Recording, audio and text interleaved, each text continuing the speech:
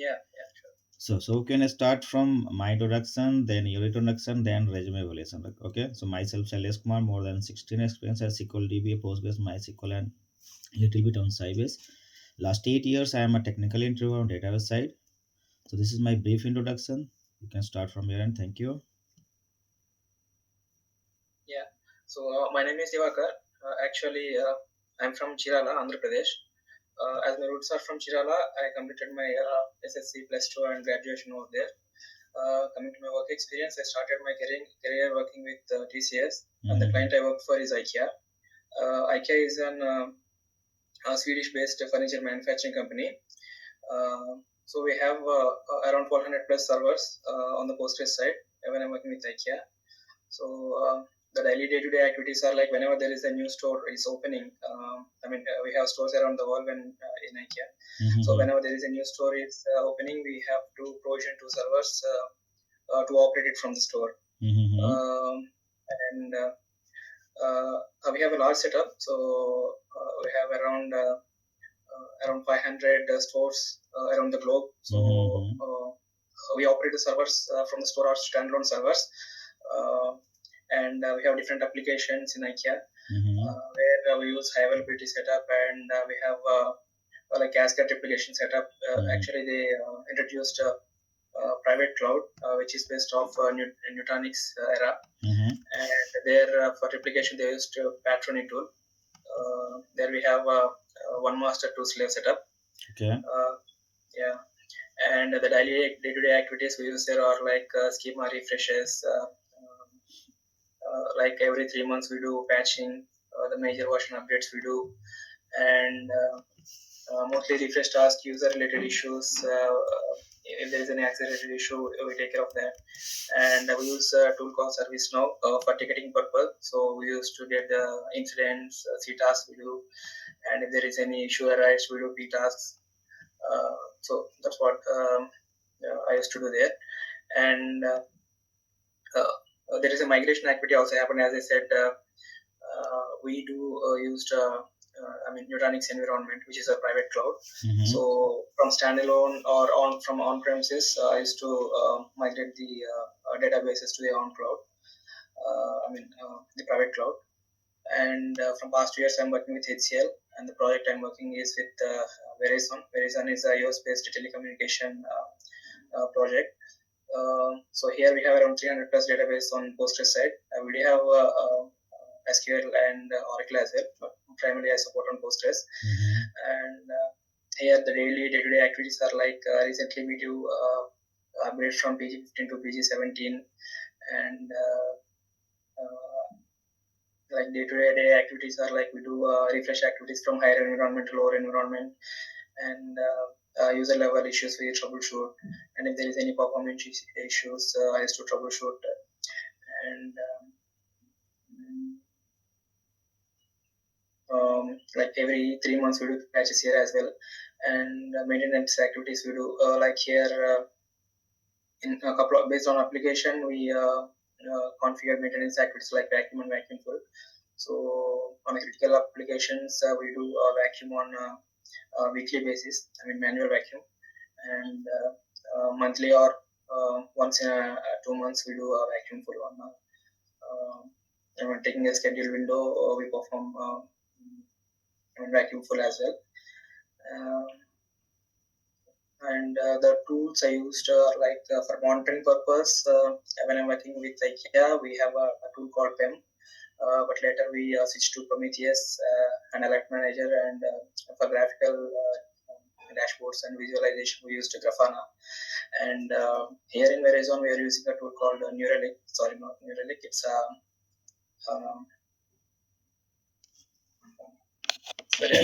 sorry, I'm not able to recall the name. There's a tool I'm using for monitoring. Okay. It's not Neuralink. It's Okay, not an issue. Okay. Yeah. Thank you for the introduction. Okay. So you have worked on installation part of many technologies, right? Oracle, MariaDB, right? And Postgres. Installing NR agents for monitoring purpose. Okay. I'm not into MariaDB, so I'm trying to Postgres only. So when they asked me to set up a monitoring, I logged into MariaDB and set up these NR agents to get the dashboards. Mm-hmm. Okay. So nice. Okay. So more than 300 database instance or database you are monitoring. Yeah. So let's have a scenario. If anyone wants to ask you, please provide me the database size and all database instances. How can you Mhm. grab these details? Actually, in this current monitoring tool, we can set up a custom queries. Mm-hmm. So we have a dashboards. So every dashboard is visualized there. We write a custom query to show up the database sizes, and it show the trend as well. So how it is growing, from 1 year data we used to keep. Mm-hmm. So we can show the trend and we can show the databases, and it's like a graphical interface. We can provide that dashboard itself. We can export it and we can export it as a screenshot and we can give it to them. So it's like a more detail, like we can view the trend as well. No, trend not. If you are able to grab this detail, so all the instances in a same page, or you have multiple instance, multiple pages, you are grabbing the database sizes and all. So, Yeah. So this dashboard will show, if you view it on a screen, it will show 10 database at a time, but you mm-hmm. can increase the count. And if you want to export the all database, you can export it to show everything on one page. Mm-hmm. Okay. So you work on database schema design, this access control. Okay. Let's see later. So installation part and then user define. Okay. So can you explain the difference between what we can say that not difference, right? So okay. So can you help me to understand what are the key features you see in the Postgres that interact you? That The key features of the Postgres that interact you to work on the Postgres instead of MySQL, Oracle, and Cyrus, whatever the RDBs in market, right? Yeah. So it's not like I am only into Postgres, but the opportunity initially I got is into Postgres. Yeah, I I got have this more point, knowledge but on, what are the features you see in that Postgres, right? You can explain okay, that. comparing to other flavors, right? You're Yes, asking. yes, yeah. Uh, Actually, Okay, not an issue. Basically, it's every data has some features, right? That interact yeah, I DBAs and understand. developer, or we can say So, the client, right? Client is asking that we need to go with that migration part from Postgres to SQL or SQL to Postgres, right? So there correct, is some key features, right? That's why we are going to migrate or moving data from the different RDBs, right? correct. Yeah. So in Postgres, it is actually cost efficient, Mm-hmm. and that is the primary thing I would say. And in AWS, we have Aurora Postgres where we have multiple AZ we can configure, and it is flexible for switching over and all. Mm-hmm. And compared to other, I have little knowledge on this SQL. Like we have features like mirroring, log shipping, and the other like always So on. what is in They have. Postgres then? What is in Postgres We have then? streaming replication, logical replication, where streaming replication is used for complete cluster level setup in different AZ Mm-hmm. or different server we can maintain. And for with logical replication, if you want to replicate certain tables, we can do it in a different versions. We can replicate, and where streaming replication is not possible, it is strictly into the same version. We need to use same architecture and all. But when it comes to logical replication, we need to do it with different versions and different voices as well. Where the table replication is only needed, we go for logical, and where we have the same data needed, and where we can use it only for reads, we can go with streaming replication at the time. Um, and, Okay, not an issue. So you have done purging in Postgres or only installation? Have you? sorry, but Purging of database, right? uh, purging means that you are asking about the maintenance activities, like I can Maintenance is different, but if you are going for uninstall, this is also known as purging, right? The older version yeah, purging, yeah, right? okay. So have you done Mm. this older version purging in say Postgres? No, I don't. You were asking about decommission specifically. Decommissioning, let's say example, we have a 9.5 version, right? We have graded in place, Mm-hmm. right, with a 10.5 or something like that, right? But there is a other files exist in that directory, right? So how Related to can, old version. Yeah, we yes, need to right. delete the old cluster if everything is good with the. Yeah, we do that after upgrade.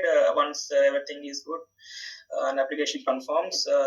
We give some buffer time to Mm-hmm. validation, and Mm-hmm. after that we go with deleting the old cluster. Okay, so what are the commands you use to parse the data existing database instance or Actually, when upgrade happens, after that it will generate a delete old cluster.sh and analyze.sh, right? So using that we can do, or manually you can go and remove the old cluster using rmrf command. okay. So after installation, right, what are the configuration file you see in that directory? Postgresql.conf, pghp.conf, pgidentity.conf. Mm-hmm. These are the files we use. Auto.conf. Auto.conf is generated when something we use like order system command. It's not. I don't think it will Okay. generate automatically. I think it will generate only when we do order system command Okay. connecting to. So can you define all these three you have said, right? PostgresConf, PGConf, SVA, and that ident file. So What are the difference or yeah, what are the? PostgreSQL.conf is the main configuration file where we'll do all the deprecated configuration and all. Mm-hmm. BGHBA configuration is a host-based authentication file where we set up the which sort of connection we need to hit the DB and all, Okay. like which databases a user can access, Mm-hmm. specific IP we can mention, and types of authentication methods, whether it should go passwordless or it should go password, something like that. If you have different methods, so we can go with that. VG identity file is a file where we want to go with, in host in HBA file, we have a authentication method called ident. So for that we configure PG identity file. So from here, the user must be present in a PG identity file. So from here, PGHVA conf will validate whether when we use authentication method ident, it will validate whether we have the user in PG ident or not. Based on that, the authentication will happen. Okay. So, uh, what are the different authentication methods in Postgres? We have trust, MD5, peer authentication ident, SCARM SHA-256. We have LDAP, PAM authentication. There are many. Okay, thank you. Can you differentiate with MD5 and LDAP? LDAP, actually, connections from LDAP, we use LDAP. Mm-hmm. Actually, in real, I didn't use LDAP. Just for knowledge, I read all those things. MD5 is a previous authentication method where a password is encrypted, but Mm-hmm. from PG13 onwards, it is a default to SCARM SHA-256. It is better than MD5. Okay. So, what are the different database roles in Postgres? Predefined Uh, roles. Yeah. like PG PG read, PG underscore read write. all data, write data, right? Sorry. PG underscore under PG underscore all read data, right? Read all Yeah, data, yeah. write all data, like something. So if you are if any end user is coming to you and asking some access, right? So you have to just choose these roles, right, as per the requirement. Actually, what we use is instead of using default rows, we go with creating our own rows. Like Mm-hmm. there's a database, and there are different schemas. Accessing from multiple applications we have. So we go create specific roles for them. Let's say we have in a Postgres cluster, if we have three different database, and let's say applications are using them. So for each of the database, we have different schemas inside. So we used to create a different roles for them, and we give permissions to that particular roles, and accordingly we'll grant whenever there is a new request came. Okay. So it's completely role based access we used to give. Okay. So after this, what are the different way to restart or start the Postgres services? Using pgctl is one way, and from if you configure the service file, we can go with the systemctl command. Mm-hmm. These are the two ways I know. Okay, so what about the impact if you are using pgctl and the postgres version and restart? What are the impact behind that?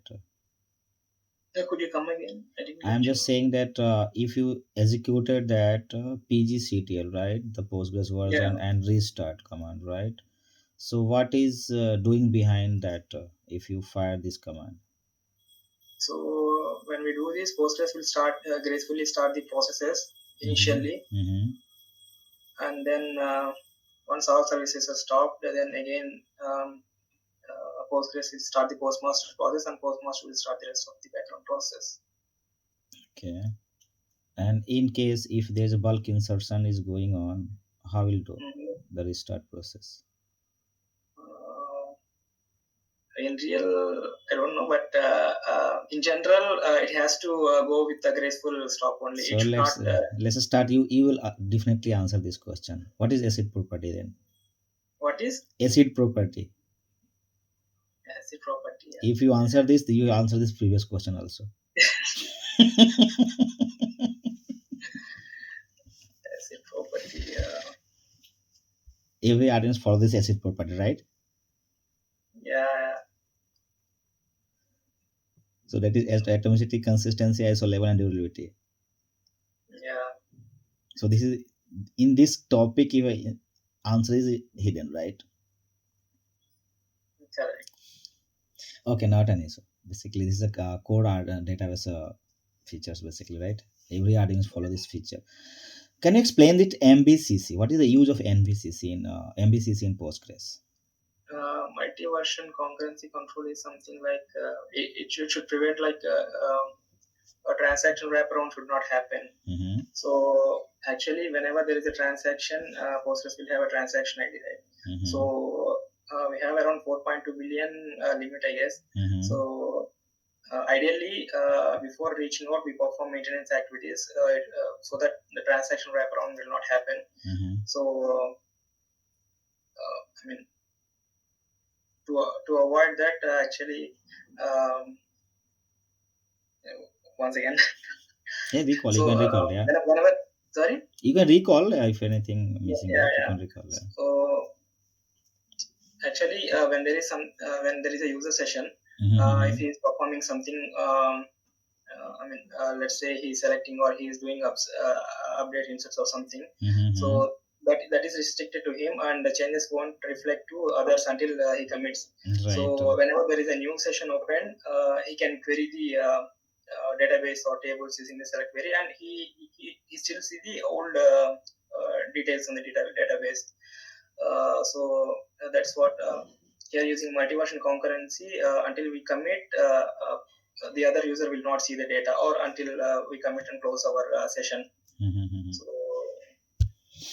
Okay. yeah. Right. So you work on backup part and replication, right?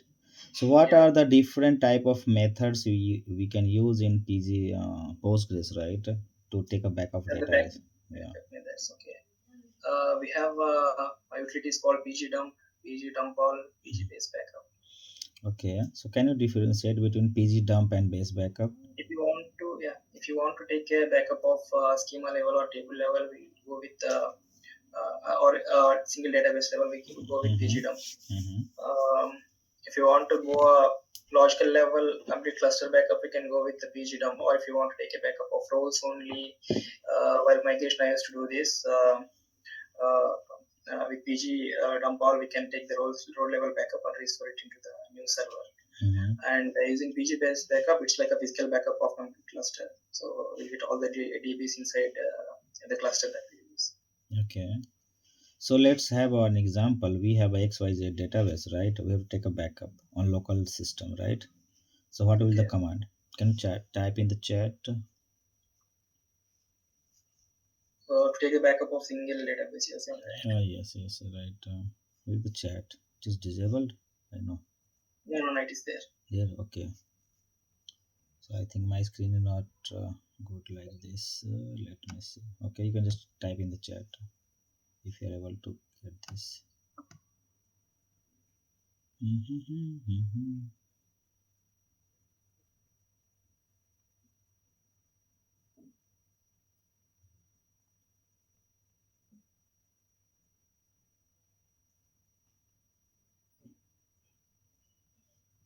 So this is the basic command we can use. If you are taking a local backup, we don't need to use the host name and all that. So Yeah. Okay, and let's say I have a scenario, right? It is taking more than 3 hours, right? Is any parameter to set to reduce the time of the backup in PG is there dump? any parameters to set the? Set to reduce the time. Let's say we have a 1 TB of database, right, in the local or any database server, right? Okay.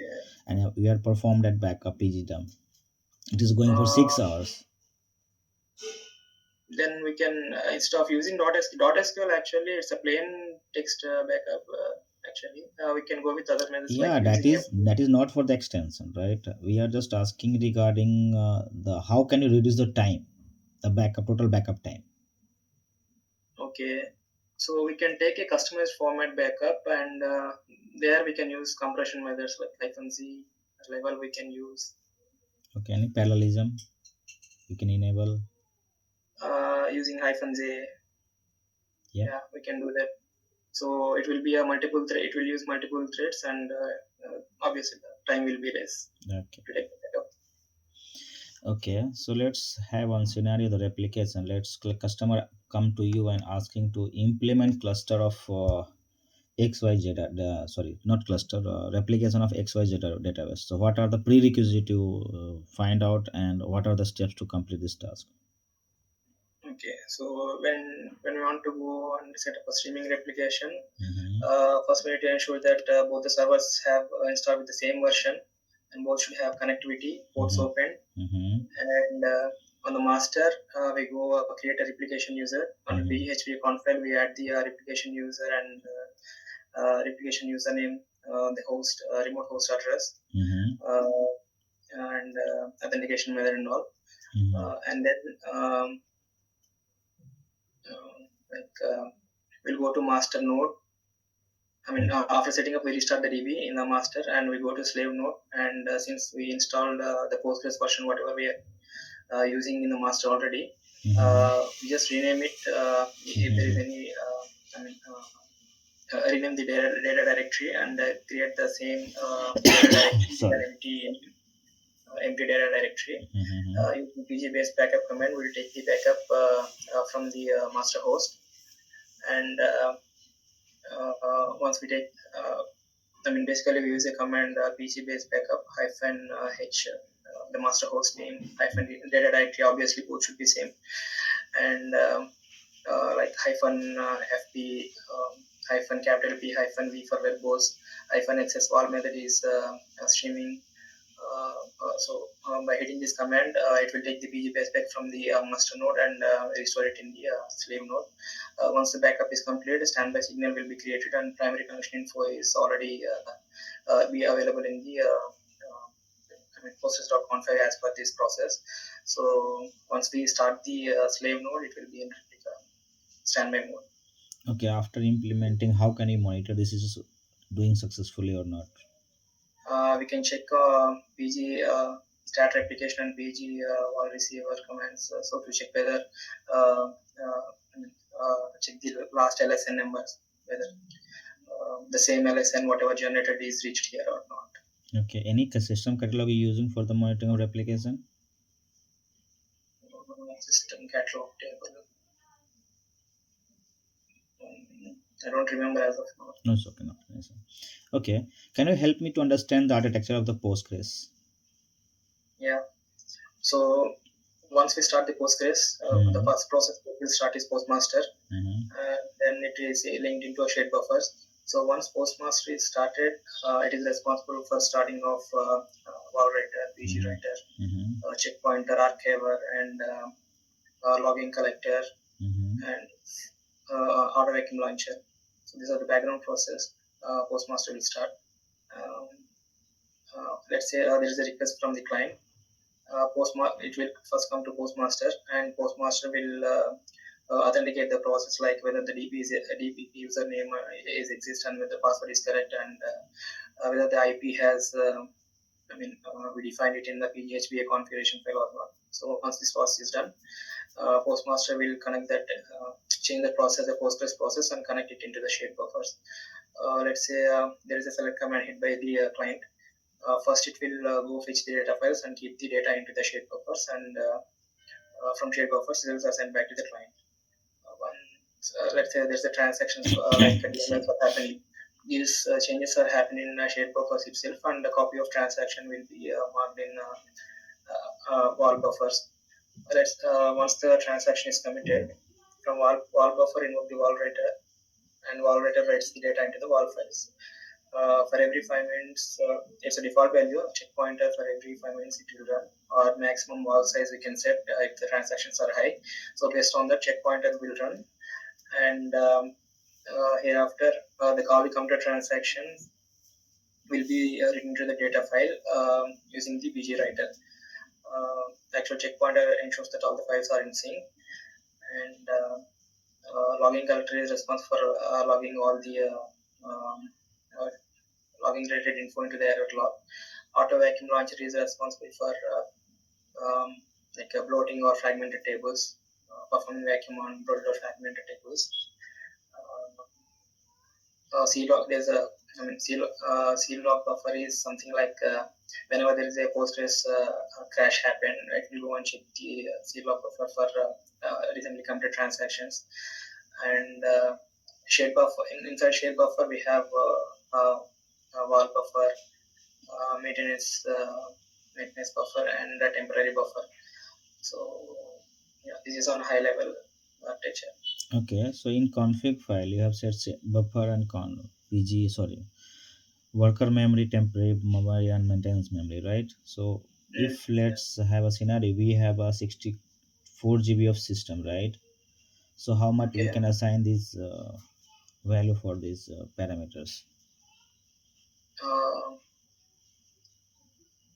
so if it is a 64 GB, we can assign 25 to 40% to the shared memory, Mm-hmm. and for maintenance, 5% of overall RAM we can provide. Mm-hmm. Rest we can give it to effective cache size. Mm-hmm. And for work memory, it's based on the transaction and the load we get. Actually, it is ideally from 4 MB to 64 MB I used. Right. So when there is a heavy transactions with sorting and the join operations, Yeah. ideally it is better Sorry. to go with setting up high work memory. If we set it to a low value, it will increase the disk IO and by creating a temporary files. So Okay. yeah, accordingly we used to set the Okay. work memory. Thank you. And anyway, it can be altered in a session level as well, where user can alter if something is taking a long time, you can go and set the work memory to a Mhm. certain extent. Okay, what will you do for what will you do for point in time recovery in Postgres? For point in time recovery, we have a tool called PG backrest. Either we can go with PG base backup as well if you are taking backups using PG base backup in our environment. Mm-hmm. So point in time recovery, let's say there's a crash happened, and if you want to restore to a particular point in time, first we stop the DP, and if we use a PG backrest, we have different stanzas configured. Stanza is nothing but an alias name defined for the particular Postgres cluster. Mm-hmm. So we have a PG backrest restore command where we set the type as the time and the target as the timestamp with the date and hours, minutes, and seconds format. And if we if we hit the restore button, restore option, it will restore the data to that particular time using PG backrest, and um, the recovery target time. Sorry, the recovery target action which is set it as promote. So once the target time is reached, it will automatically promote. Uh, once we start, and it will automatically promote to that particular point. If that particular point is reached, it will promote to the and it will start accepting connections for read and write. If we use PG based backup, we after stopping the cluster, we just rename the whole cluster data directory. We create the same name, and using we untap the PG based backup taken using PG based backup, and inside Postgres.conf we set the recovery. recovery mode on, recovery target time set it to a particular timestamp where we are going to restore, Mhm. and we need to check the restore command as well, whether the archive location is properly given or not for point in time purpose, and recovery target action we used to as per amount. Okay. So, okay. So, have you enabled any extension in Postgres? Yeah, I used to when I was in IKEA, I used to these I mean they used to use PG crypto, Mm-hmm. PG audit as well, Mm-hmm. and recently we started using PG stat statements in all our systems for monitoring the query level statistics. Okay. And I heard about a extension called PG Partman for partitioning, auto partitioning, Mm-hmm. and this environment. There is a extension called Postgresql for data wrappers. Yeah, and there are many more. So, do you have a hands on PG Partman? So no, I read the documentation. So far, what whenever do we partitioning, we do manually so far. So, but I read the documentation, but it's a bit useful where we have a vast control like creating future partitions, maintaining the retention. Mm-hmm. There are a lot of advantages. It will auto create partitions and it will take care of retention process and all. Okay. Nice. Okay. So these are that admin part monitoring. Okay. So have you got chance to work on troubleshooting, right? Yeah. So let's have a scenario. You are getting a call from the application and they are saying that early in the morning they are facing slowness. So how you start debugging? Sorry. Okay. So I used to log in the Linux box where they said on the particular DB resides. Mm-hmm. First, we'll check whether there is any OS level process consuming high CPU or memory using drop command. If everything is good, then we'll go to a DB and check how many connections they are using, whether the connection limit is reached or not. Or next step is whether there is, if everything is good there, whether there are any blockers happening on the database. If something uh, there is a blocker we identified, we inform the application team. This is the process that is blocking. Mm-hmm. If it is safe to kill, we terminate it using PG terminate and PMD. If everything is good and if there are no blockers, I used to check the bloat on the table. Um, whether if you don't perform a recent like maintenance activity, first we'll go with analyze if you don't perform the activity and ask whether there is any better performance. If still they don't see any performance, we'll ask for the query that they are using. We run Mm-hmm. it through analyze and see whether what are the scans that it is doing, whether it is going with a sequential scan or index scan. We identify whether there is any missing index or not. If there is any missing index, we create a index on that particular table where they are using the where clauses and all. And then we run the analyze command again so that the query planner will get the latest statistics of the table. Um, and then issue will be resolved mostly. Okay.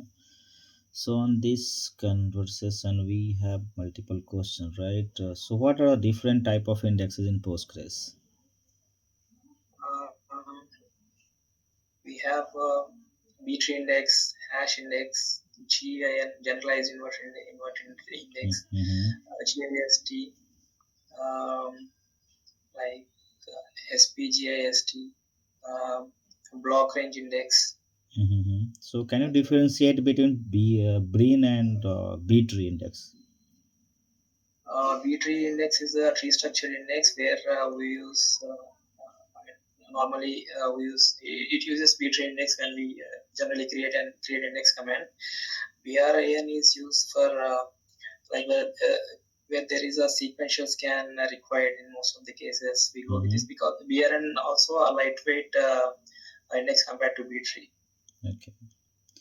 So you said analyze, right? So what can you differentiate between explain and explain analyze command? Yeah. So explain and when we run the explain command, it will give the query plan and all what is happening. Mm-hmm. When you run the explain analyze command, it will actually execute the query. So Mm-hmm. you'll get the execution time as well. Okay. Yeah, but ideally it is not recommended when if the query is not properly written, or if it's a bad query, it is not ideally recommended to run it on production systems, at least during peak hours, Mm-hmm. where it can cause issues, PV slowness and all, since Okay.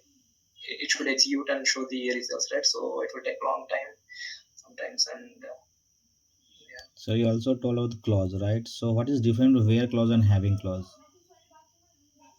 Uh, don't know how to. So where clause is something like it will go and search for that particular field, like let's say where country code equal to India, Mm-hmm. it will go and check for the I mean particularly that That string, that is whatever that is we for the give it. filter, If it is right? having, it will go on a sequential manner, where it will check the entire table. Mm-hmm. I think I'm not wrong. Okay, not an issue. So have you got chance to write TSQL or PGSQL? A basic PLSQL procedures I used, I have Mm-hmm. written. Mm-hmm. Actually, in this environment, I had a chance to work with developing team as a Mm-hmm. talent developer as well. Actually, there is a Mm-hmm. open thing, like if you have interest, we can go and learn that, and we can try. So I used written basic commands, like using that create procedure command. I kept some insert commands, some Mm-hmm. update commands and all, but not on a high level. Okay, so leave it basically not a business requirement, but yeah, being a DBA, have you got chance to write a query to uh, check the count of ideal connections and active connections? Yeah, we can use select count star from busy stat activity, where state equal to idle, always state equal to active. You can So use that let's check say have here. a example on here. We need two things, right? Number of Mhm. active connections or number of ideal connections in Okay, one go. okay. So we can use select count star, comma state from Mm-hmm. busy stat activity, where no no group by two. We can use the select second column, so it will give the connections. The count star for idle and active connections. Really, you can write. You understand my question, right? Yeah, basically you are expecting the count of idle and active connections based on the Yeah. So based ideal, on the yeah, state. ideal connections one row, the number of count, and second is active, right? So you will get two rows, right, Yeah. and two Mm. columns.